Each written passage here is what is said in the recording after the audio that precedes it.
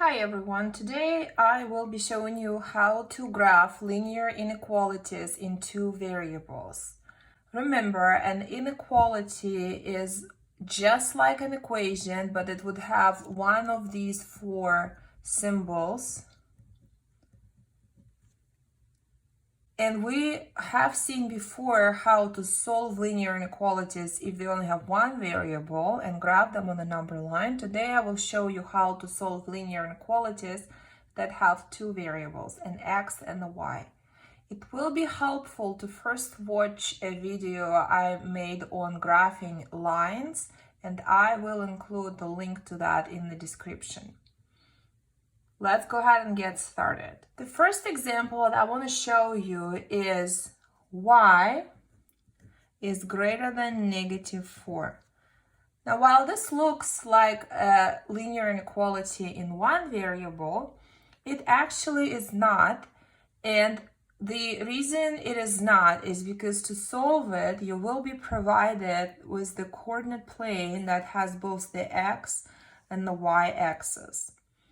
If you're only provided with the number line, that is considered a linear inequality in one variable. If you have both the x-axis and the y-axis, this is a linear inequality that is considered to be in two variables, and in this specific one, x is missing.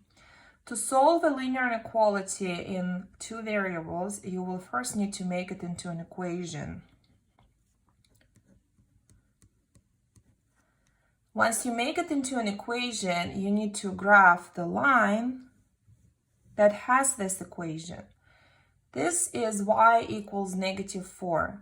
For lines where x is missing, that say y equals a number, this is a horizontal line that passes through -4 on y-axis. To graph it, you put 1 point on -4 on y-axis and place another point anywhere else so that the line is fixed horizontally, let's say right here.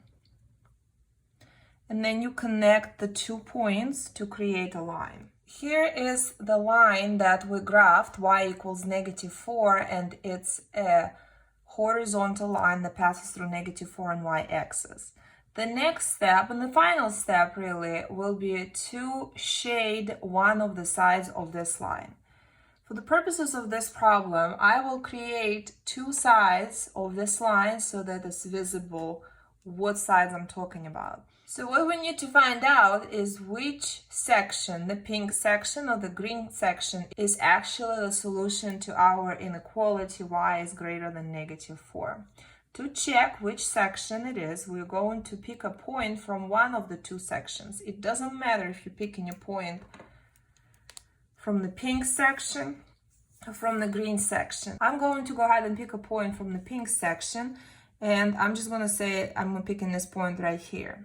Now, you don't have to pick this point. You can pick this point, or this point, or this point, or a point from a green section. Any point, as long as it's from one of the sections. Don't pick a point that is on the line. Make sure your point is not on the line.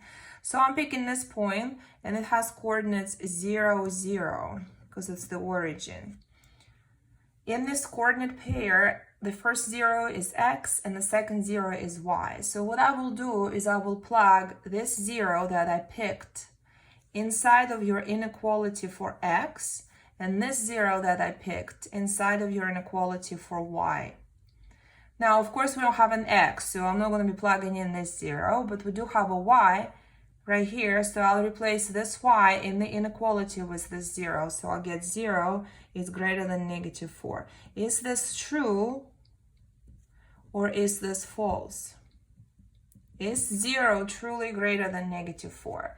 Yes, 0 is greater than -4, which means the pink side is our side because it produced the true inequality for us.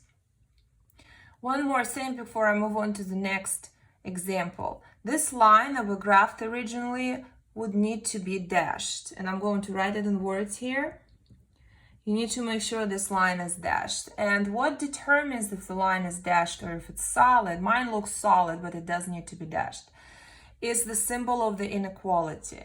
If the inequality has greater than or less than symbol, meaning without the equal to. In this case, your line will need to be dashed.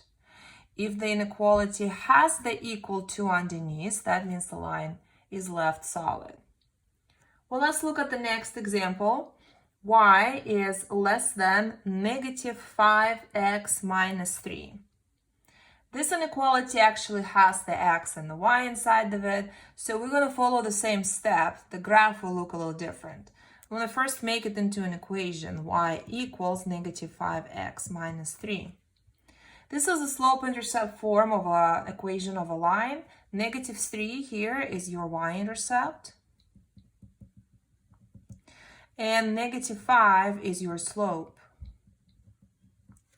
We start graphing this line at negative 3 on y-axis.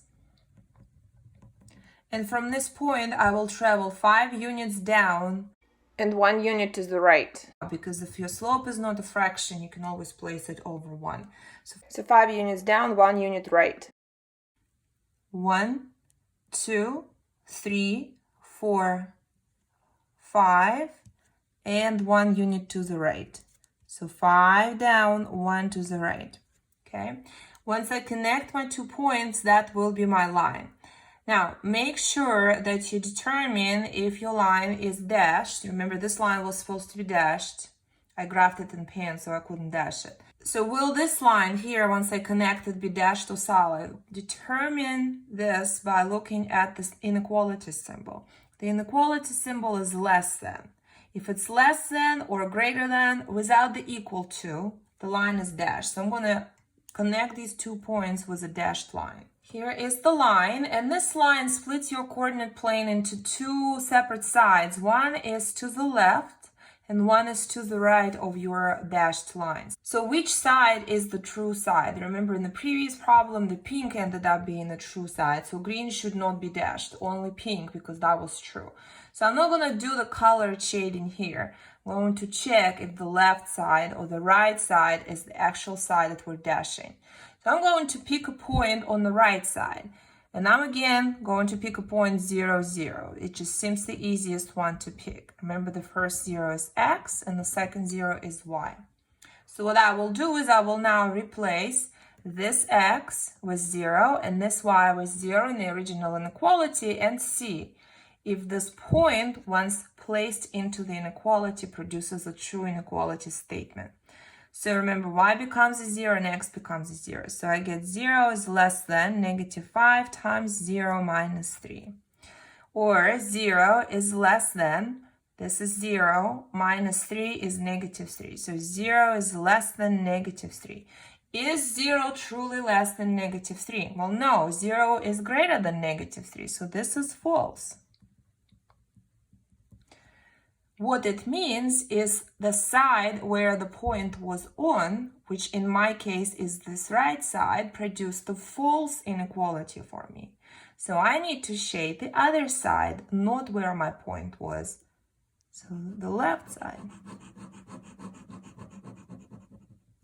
So let's look at this next example. This is another linear inequality and you have an x and a y in it. So to graph it, you first have to make this into an equation. So I'm just simply rewriting this with an equal to symbol.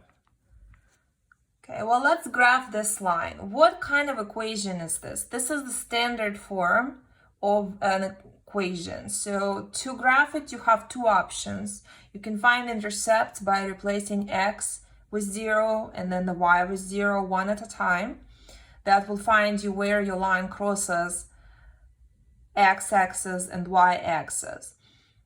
There is another way, which is the one I will use, and that's to get y by itself. And once your y is by itself, your inequality, or your equation for that matter, is in slope-intercept form, and we can graph it the same exact way we just graphed the previous problem. Okay, so I will first take my 5x, which is negative on the left side, and place it to the right side by making it a positive 5x. So this gives me 2y equals negative 6 plus 5x. The next step in getting y by itself is to divide all of the terms by 2. Now I have y by itself, which is what I wanted. Negative 6 divided by 2 is negative 3. And then 5 over 2 will have to stay as a fraction with an x. So now that y is by itself, this is in slope-intercept form. The slope is always next to x, so it's positive 5 over 2. And the y-intercept is always by itself, and that's negative 3. To graph this line, we're going to start at the y-intercept, so at negative 3 on y-axis. And from here, I'm going to use my slope of positive 5 over 2 and go 5 units up and 2 units to the right. 1, 2, 3, 4, 5. That's 5 up and 2 to the right. So I ended up in this point right here. Once I connect the 2 points, I'll get my line. Will this line be dashed to solid? It will be solid because the inequality symbol had the little equal to underneath it. So that tells me the line is solid. Well, here is your line, and this line splits our coordinate plane into 2 sections again. One is to the left and one is to the right. I need to see which section is a true section. To see which section is the true section, I'm going to pick a point that's not on the line. And like in previous examples, 0, 0 seems very beneficial because it's simple. Zeros are always easy to plug in. You don't have to pick this point. You can pick any point on any side. Just be mindful on which side of your line that point that you're picking is on, because that's the side you're checking. And if that side is true, that's where you're going to shade. If that side is false, you're going to shade the opposite side. But let's see. So my point is 0, 0. The first 0 is for x. The second 0 is for y. And I will be replacing the x and the y in my original problem with those numbers. So it's going to be negative 5 times 0 plus 2 times 0 is greater than or equal to negative 6.